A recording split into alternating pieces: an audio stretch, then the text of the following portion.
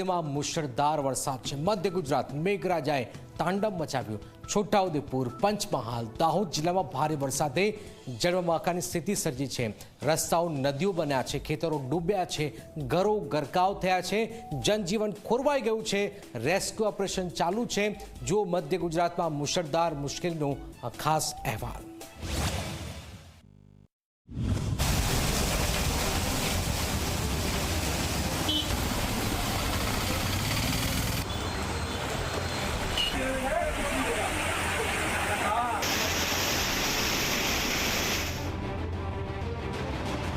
દાહોદમાં જીવલેણ પૂરનો કહેર જોવા મળી રહ્યો છે। શાળાએથી પરત ફરતો આ યુવક પાણીના તીવ્ર પ્રવાહમાં ફસાયો।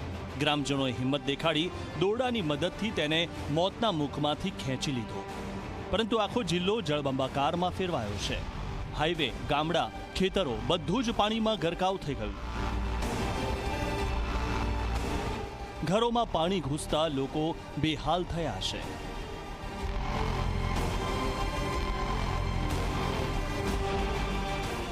પંચમહાલના પાવાગઢમાં પાણીનો પ્રવાહ જાણે બધું તાણી લેશે। માં મહાકાળીના દર્શને આવેલા ભક્તો જીવના જોખમે પાણીમાંથી પસાર થઈ ગયા છે।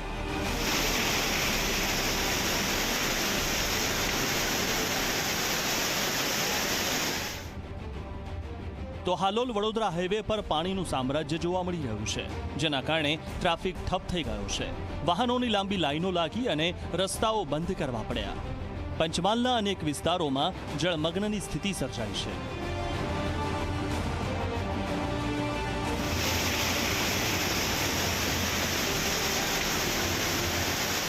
સીધા જે દ્રશ્યો છે તે બતાવવાનો પ્રયત્ન કરીશ કે આ તરફના દ્રશ્યો જે છે આપ જોઈ શકો છો કયા પ્રકારે હાલોલ નગરમાંથી આવતું જે પાણી છે તે અહીંયા જોવા મળી રહ્યું છે। ખાસ કરીને આ વિસ્તાર છે હાલોલ જે વડોદરા બાયપાસ છે તે વિસ્તાર છે અને તેના જે દ્રશ્યો છે આપ જોઈ શકો છો।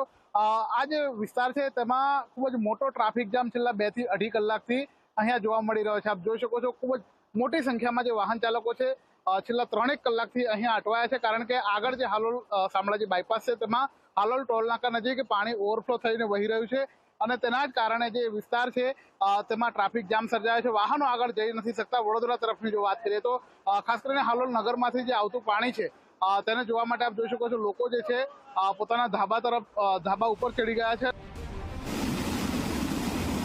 છોટાઉદેપુરમાં પણ હાલત કફોડી છે। નસવાડી તાલુકાનું સિંધડિયા ગામ ટાપુ બની ગયું છે। ગામનો બહારની દુનિયા સાથે સંપર્ક તૂટી ગયો છે। ડાયવર્ઝન અને કોઝવે ધોવાઈ ગયા અને રસ્તાઓ વચ્ચેથી તૂટી ગયા।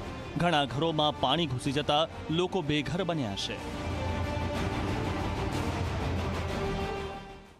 આ ગામ છે અમારું સિંધડિયા અને આ ગામમાં અમારે આ કોઝવે વારંવાર આવી જાય છે।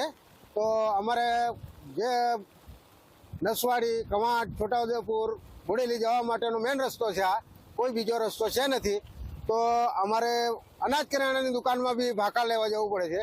તો અમારે 600-700 માણસની વસ્તી છે, તો એમ કે 700 માણસની વસ્તી હોય એટલે આ કોઝવે ઓછો થાય નહીં ત્યાં સુધી અમારે જેટલો આ 500-600 માણસ છે એ અંદર ઘરમાં બેસી રહેવું પડે છે।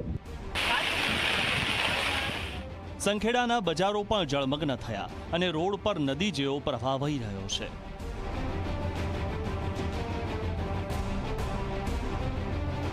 નસવાડીની આ પ્રાથમિક શાળા પણ પાણીના આક્રમણનો શિકાર બની।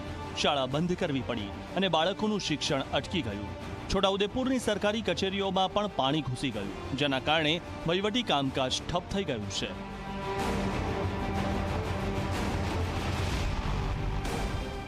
વરસાદી પાણીના લીધે જે રોડની બહારની સાઈડથી પાણી અંદરની સાઈડમાં આવે છે, જેને લીધે આગળ પાણીનો સંગ્રહ થયો છે। એટલે હું આચાર્ય જોડે રૂબરૂ મુલાકાત લઈને પાણીનો નિકાસ કરવા માટે એમને મૌખિક સૂચના આપી છે કે સદર પાણીને એક નીક જેવું પાડીને એ પાણીનો નિકાસ થાય એવો પ્રયત્ન છે। હવામાન વિભાગે આગામી 27 જૂન સુધી ભારે વરસાદની આગાહી કરી છે। દાહોદ, છોટાઉદેપુર, પંચમહાલ અને વડોદરામાં રેડ અને ઓરેન્જ એલર્ટ જારી કરાયા છે। એનડીઆરએફ અને એસડીઆરએફની ટીમો રેસ્ક્યુ ઓપરેશનમાં જોડાઈ છે અને હજારો લોકોને સુરક્ષિત સ્થળે ખસેડવામાં આવ્યા છે। રાજ્યના ભાગોમાં ભારેથી ભારે વરસાદની શક્યતા છે।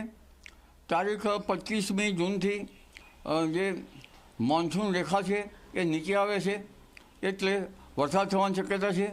25 જૂન સુધીમાં વરસાદ વધશે અને 25, 26, 27માં એટલે કે રથયાત્રાના દિવસમાં પણ લગભગ રાજ્યના ભાગોમાં વરસાદ કે વરસાદી છાંટા પડવાની શક્યતા રહેશે. એટલે હવે વરસાદનું વહન આવી રહ્યું છે. મધ્ય ગુજરાતમાં વરસાદનો કહેર યથાવત છે. તંત્ર રાહત કામગીરીમાં લાગ્યું છે, પરંતુ હજુ વધુ વરસાદની આગાહીને લઈને લોકોને સાવધાન રહેવા અપીલ કરાઈ છે.